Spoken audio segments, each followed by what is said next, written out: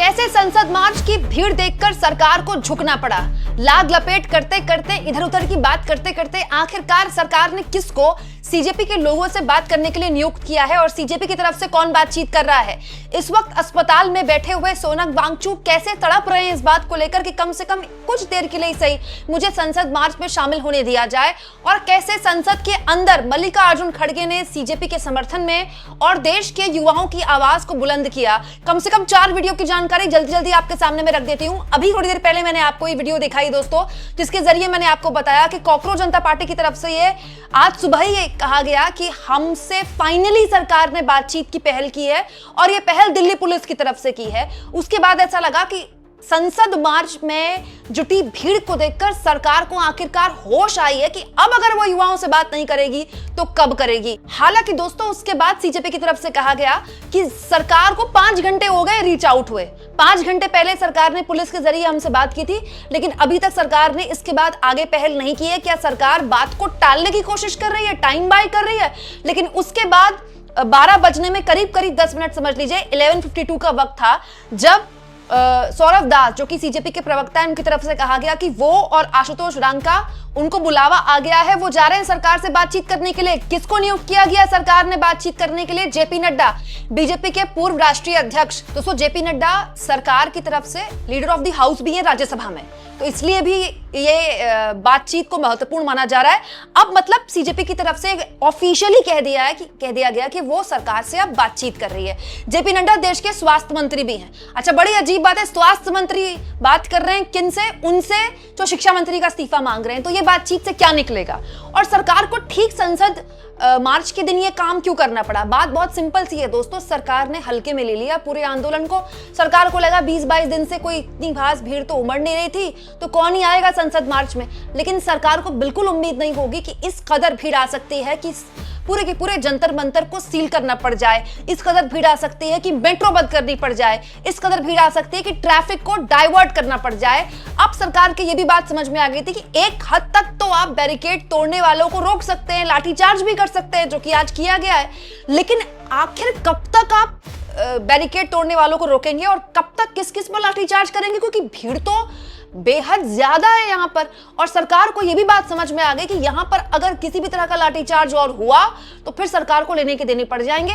क्या जवाब देगी सरकार पूरी दुनिया को? मतलब देश के युवाओं को तो और मतलब गुस्सा करने वाली बात है ये। तो इसीलिए ठीक संसद मार्च के दिन, जिस दिन संसद चल रही है, उस दिन ये बातचीत की पहल की गई। अब इस बातचीत में क्या सोनम वांगचुक का अनशन छुड़वाने के लिए सरकार की तरफ से कोई मंत्री जाता है, या फिर इस बातचीत में धर्मेंद्र प्रधान के इस्तीफे की मांग रख ली जाती है, कोई कमेटी बना दी जाती है, तो खैर आने वाला वक्त बताएगा। लेकिन दोस्तों इस भीड़ ने दिखा दिया कि सरकार को चाहे कितनी भी मजबूत हो, उसको झुकाया जा सकता है शांतिपूर्ण तरीके से, गांधीवादी तरीके से। वहीं दूसरी ओर आज राज्यसभा के अंदर गूंजा युवाओं की आवाज का मुद्दा। दोस्तों मल्लिकार्जुन खड़गे ने राज्यसभा के अंदर देश के युवाओं की आवाज सुनने की अपील की और सरकार से कहा कि ये अपने ही लोग हैं, आप इनको सुन क्यों नहीं रहे?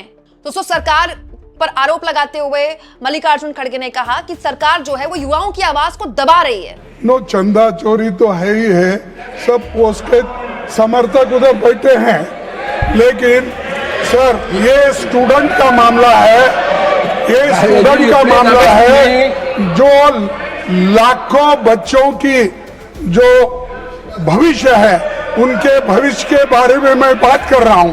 और उसके लिए आज यहाँ जंतर मंतर पे हजारों बच्चे वहां पर आए हैं, वहां लाठी चार्ज हो गया है, गवर्नमेंट मारने की कोशिश कर रही है, गवर्नमेंट दबाने की कोशिश कर रही है, गवर्नमेंट निकलने की कोशिश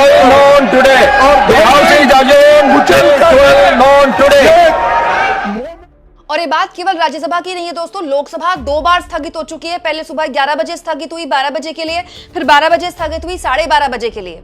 मतलब आप कह सकते हैं दोस्तों लोकसभा में भी और राज्यसभा में भी मुद्दा ये जो है विपक्षी पार्टियों ने उठाया है।